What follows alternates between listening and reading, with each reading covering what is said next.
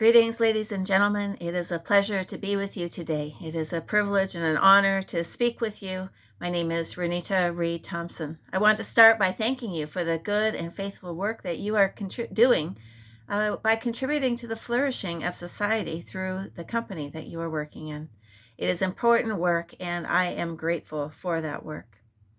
As you may have heard in my introduction, for the last 20 years, I've been engaged in business development in Africa and now also in Asia. Our goal is to help individuals, businesses, churches, and governments understand that work is not a burden, it is a gift. Work is done not only for money, but it is also to be done as an act of worship if you are religious, or for your own happiness as you contribute to the flourishing of society. Sadly, we have lost our way in our understanding of the purpose of work, and we have made work all about ourselves. It has been about providing for ourselves. It is about giving us something to do. It is about our retirement, and that it will never be enough when we make work all about ourselves. We have made work about our needs. My mother told me as I was growing up that a person all wrapped up in themselves makes a very small package. And so we teach that the purpose of work is much bigger than that. We have been created and called to participate in something much greater than ourselves. We are to use our time, our treasure, and our talent for the flourishing of the world around us. For this to happen requires faithfulness, which is the topic I would like to speak to you about today. Faithfulness is an excellent characteristic to have, especially in the workplace. But we don't hear very much about this word these days. A word that is similar and maybe more understandable is loyalty.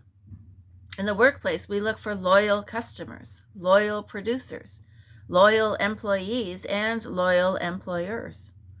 Loyalty can be defined as a strong feeling of support or allegiance. But the word faithfulness goes much deeper than loyalty. Faithfulness is the willingness and the ability to complete a job. Let me repeat that again. Faithfulness is the willingness and the ability to complete a job. There are two primary characteristics that can be found in this definition. First, a faithful worker is willing. And second, a faithful worker is able. Let's look at the first one. A faithful worker is willing. A faithful worker is willing to complete a job regardless of their personal preferences.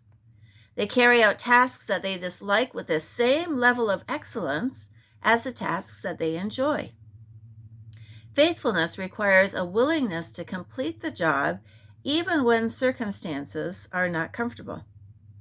Now, for me, I think a good example of somebody who was a faithful worker is Joseph from the Bible, from the Old Testament. If you're familiar with the story, Joseph was a born leader, and he tried to lead his brothers, and that didn't go very well. They didn't want to have their younger brother try to lead them, so they sell him into slavery.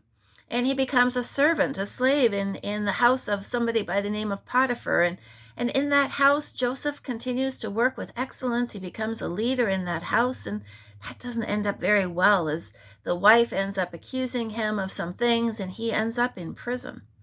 And he's in prison for a long time, and even in prison, he uses gifts and his talents to serve, to be of service for others, and the word gets to the Pharaoh at that time. Now, Joseph was an Israelite, and he was sold into slavery, became a slave in Egypt, and so he was in prison in Egypt, and word came to Pharaoh that there was this man in jail, in prison, who was able to interpret dreams. And when Pharaoh had a very disturbing dream about times of plenty and times of want, it was Joseph who was able to interpret this dream. And so Joseph is taken out of prison, and he becomes second in command to Pharaoh as an Israelite. He was second in command to the leader of Egypt, and worked hard, worked again with excellence.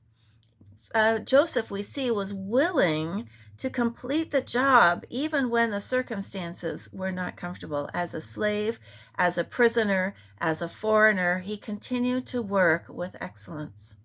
And so we see that faithfulness requires willingness to do the job, even if we don't always enjoy the work. Secondly, a faithful worker is able to complete the job. Not only are they willing, but they have the skills and the resources necessary to make sure the job is done well. A willing person can attempt to complete the task. You might be willing, but if you're not able, you will not last long in that role. And so we see two things that are very necessary for faithfulness: willingness and ability. Having the right intentions, being oriented in the right way, doesn't take the place of doing things right. A question you may be asking yourself is, how faithful are we in carrying out the responsibilities that we have accepted at this time?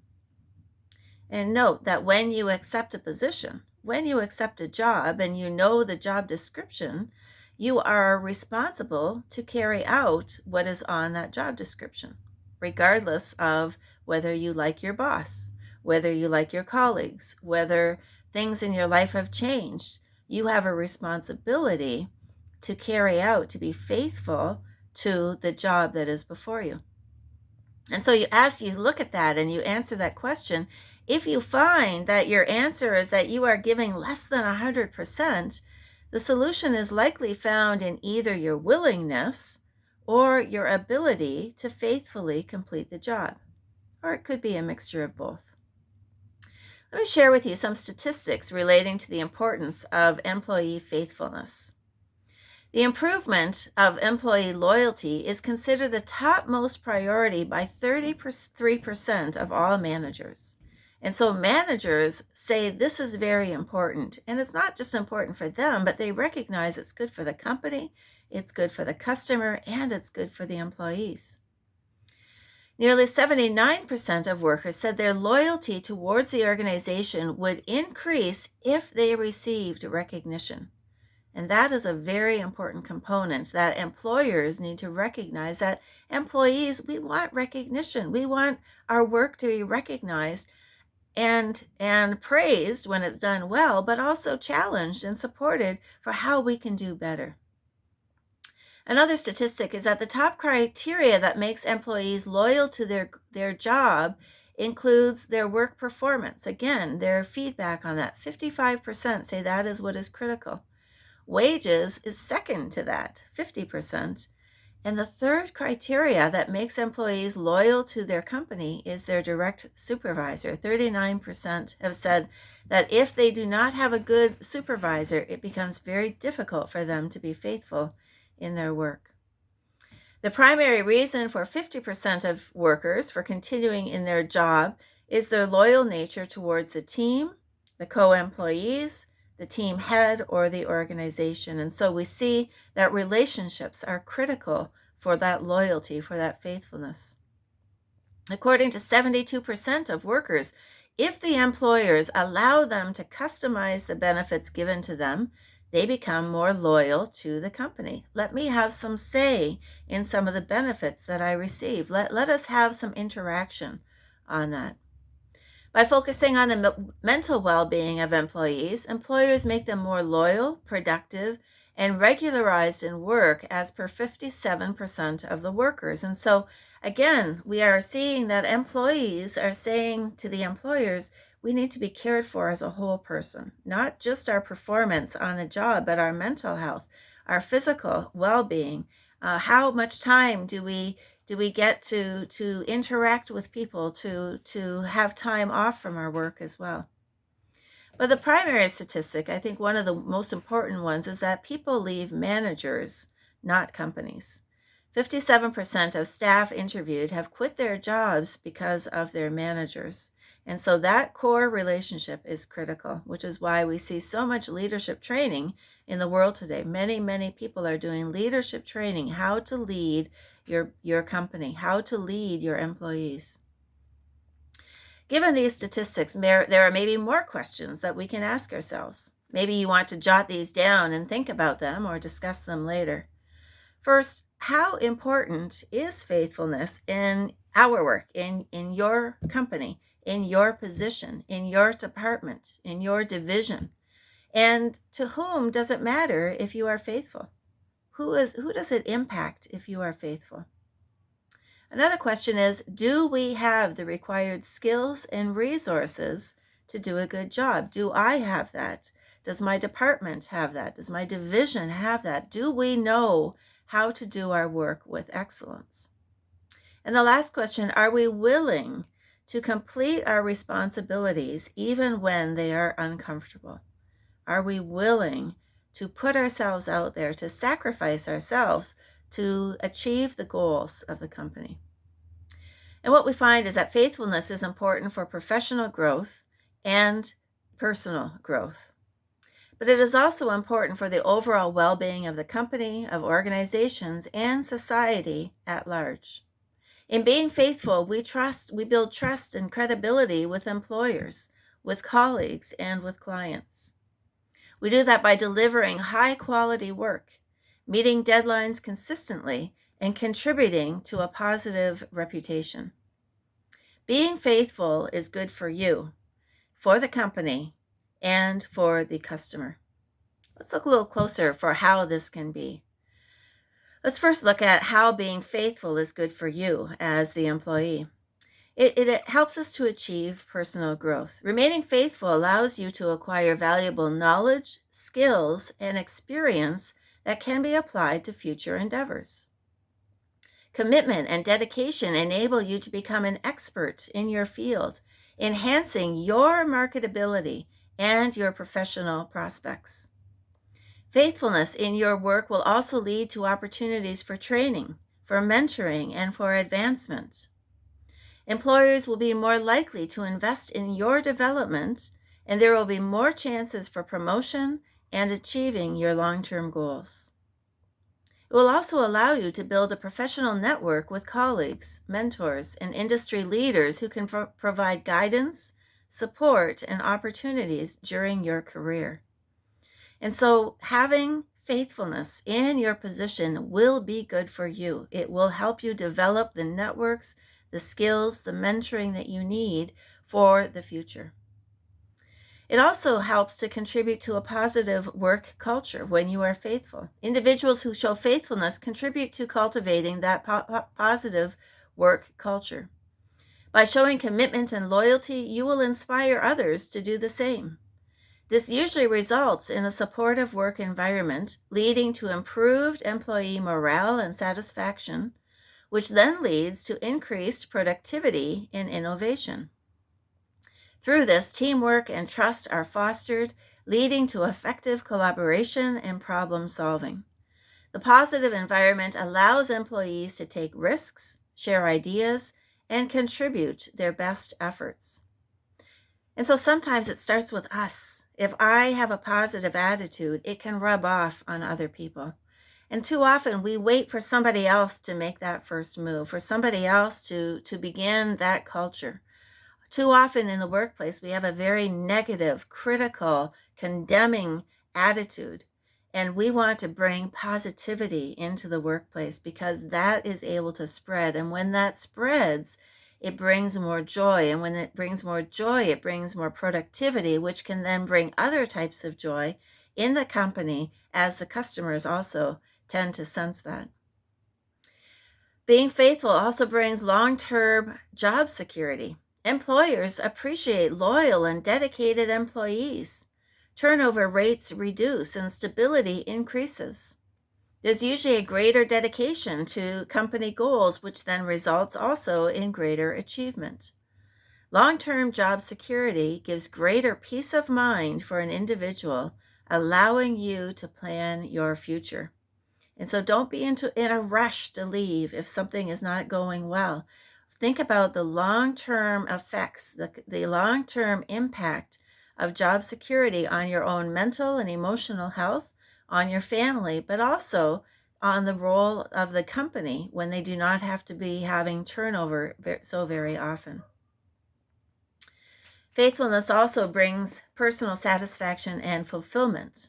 When you are committed to your work, there is a sense of personal purpose and accomplishment, even a deep sense of fulfillment when you contribute to the success of the company.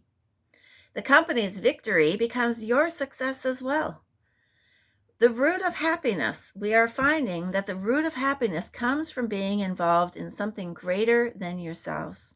And if you can learn to commit yourself to the success of the company's goals, you will find yourself happier in its success.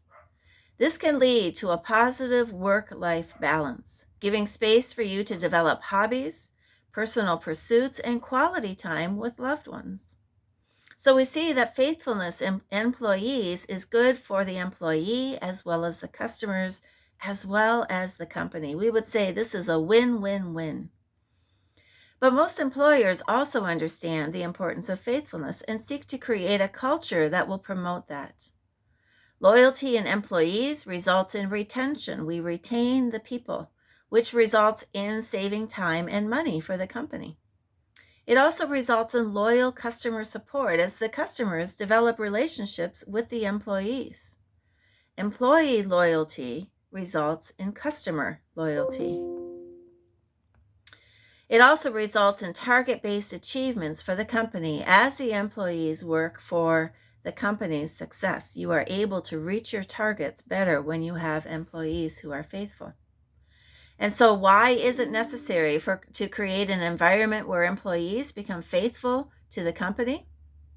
33% say that frequent employee recognition and appreciation makes them more faithful to the company, having that recognition. 25% of employees say career development programs or generally investing in their development helps them be more faithful to the company. That means helping them go to a professional event, assigning them a coach, understanding that you are investing in them and their learning makes people more faithful to a company. 17% say a generous compensation or benefit plan will help them stay faithful. Paying them on time, paying them the right amount at the right time, enforcing wellness habits, making sure that they are taking time off. That is another investment where you will increase faithfulness of employees to a company.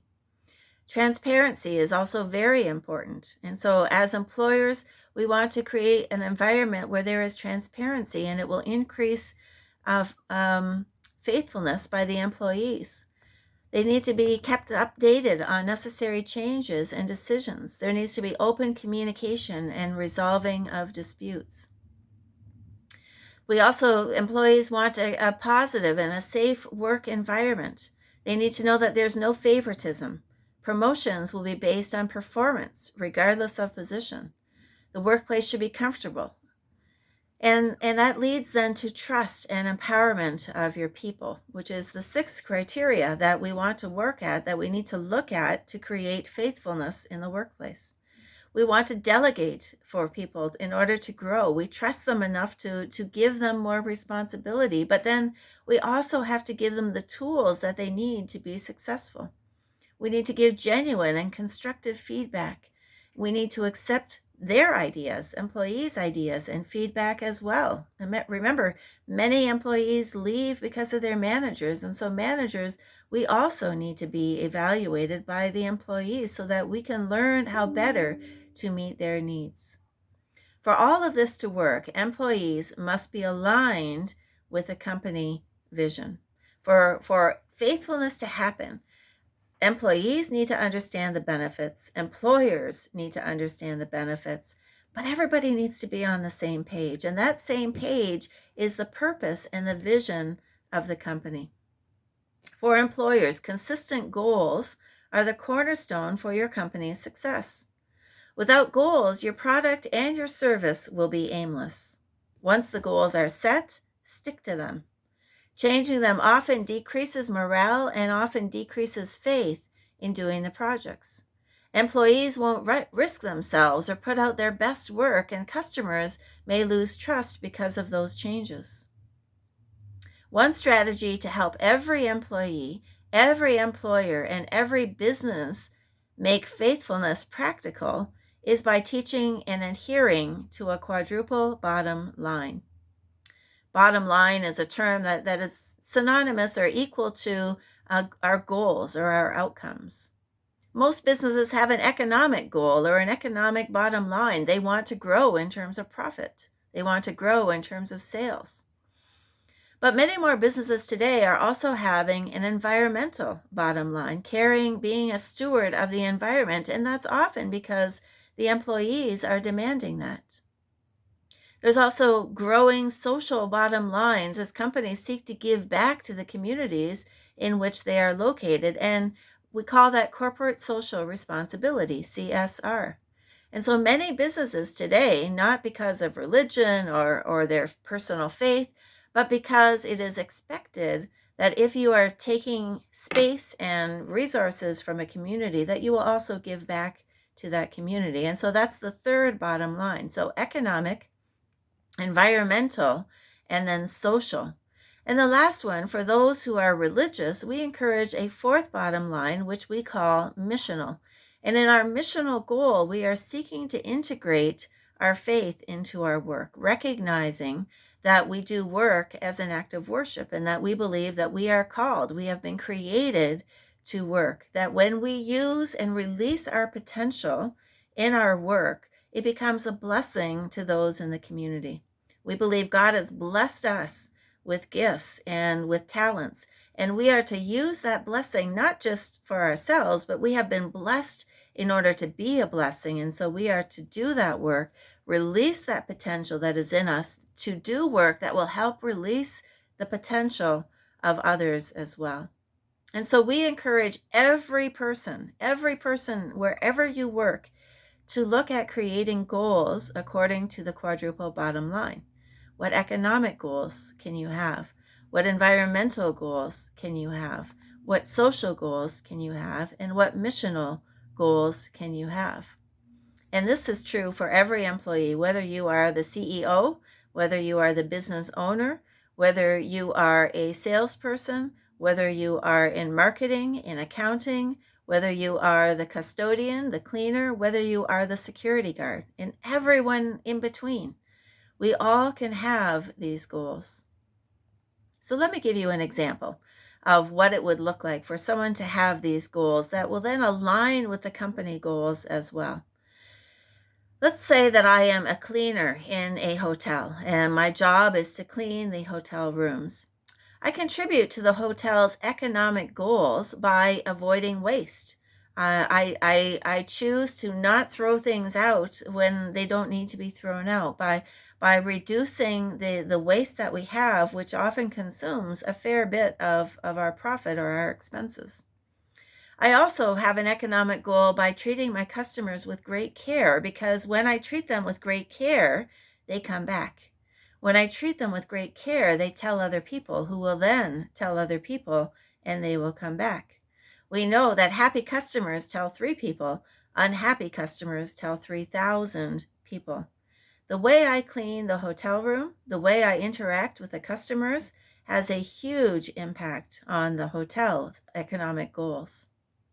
I also want to be sure as I work in the hotel that I don't take things that don't belong to me, that I don't take the soaps, the shampoos, whatever it is the hotel is providing for customers, that I recognize that I am there as a participant in the goals of this hotel. And if this hotel succeeds, that I too will succeed. So I have economic goals for how I can contribute to the bottom line, the economic bottom line of this company.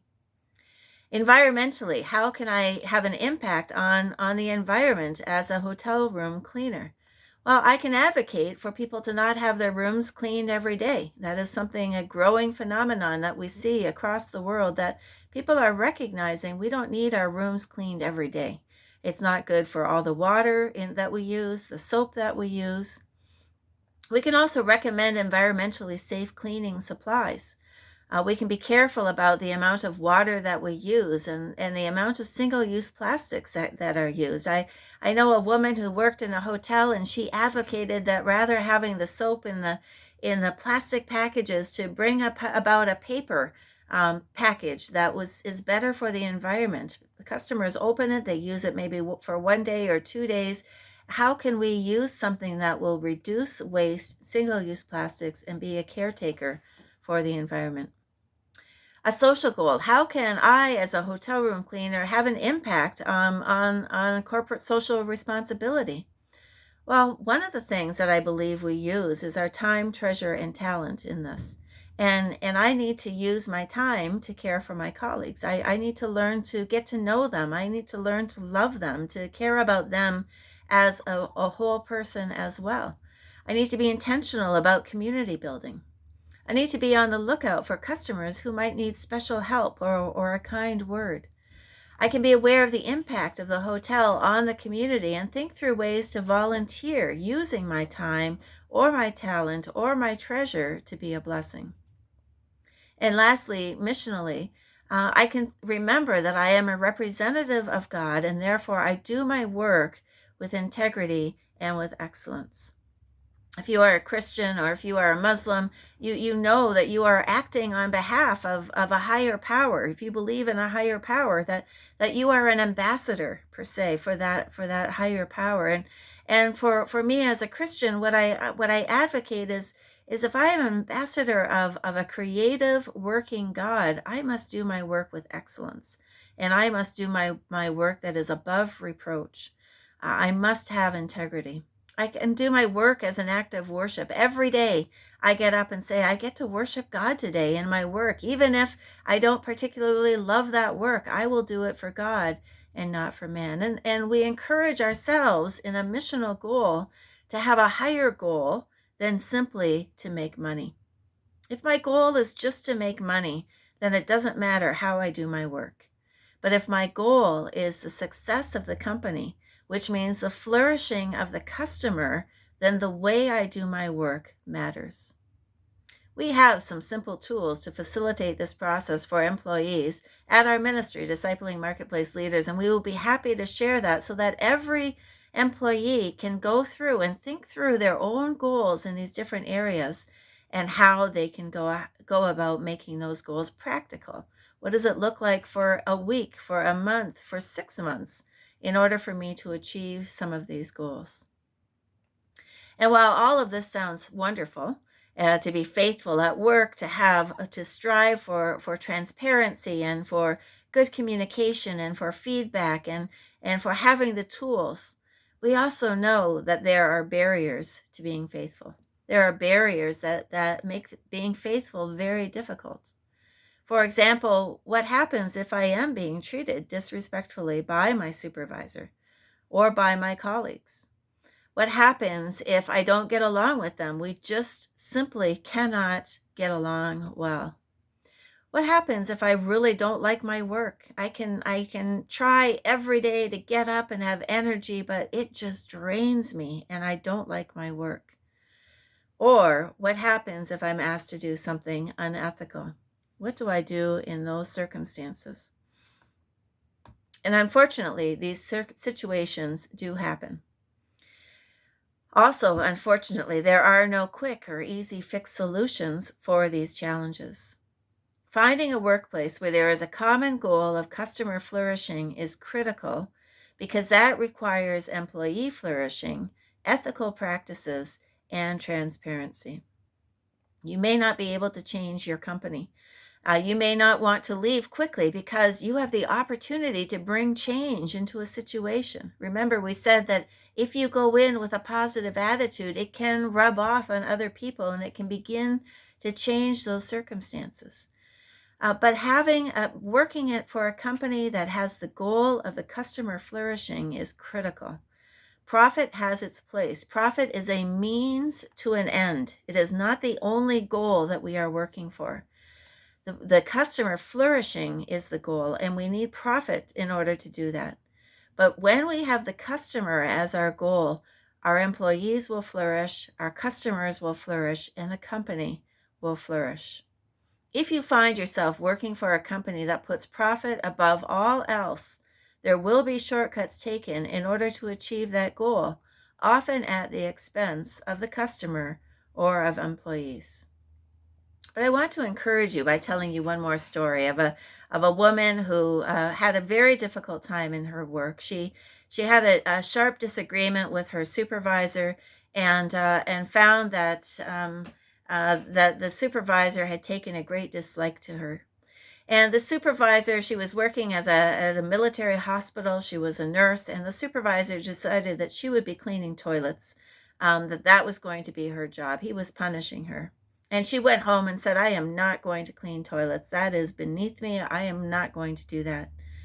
And after praying about it, she realized that there was a potential for her to have more time with God, which is something that she had wanted for herself, by cleaning toilets. And she really felt like God was prompting her to take that role. And so she started cleaning the toilets at the hospital, and she said it was a terrible, terrible thing to do. For the first few weeks, they were filthy, and it was so discouraging. But she was able to raise the level of cleanliness to the point that she could report to work at 6 a.m. And by 10 a.m., everything was done, and it was done with excellence. And she was able to sing and be on herself and by herself and spend that time in being able to process life and had some time and some space by herself and doing this work. And at 10 a.m., she would then go and meet her patients. And she would sit with them, and she could learn from them and talk with them and spend time with them, something she could never do as a nurse. She ended up cleaning toilets for 3 years. And during that time, she completed a degree in pastoring, becoming a pastor. She was able to grow in her family. And when they reinstated her as a nurse, she had some new developed skills that she hadn't had before accepting that role of cleaning bathrooms. She ended up being promoted. They recognized that she was serving almost more as a chaplain than she was as a nurse. And they ended up deciding that every military hospital, this is in Tanzania, should have a chaplain.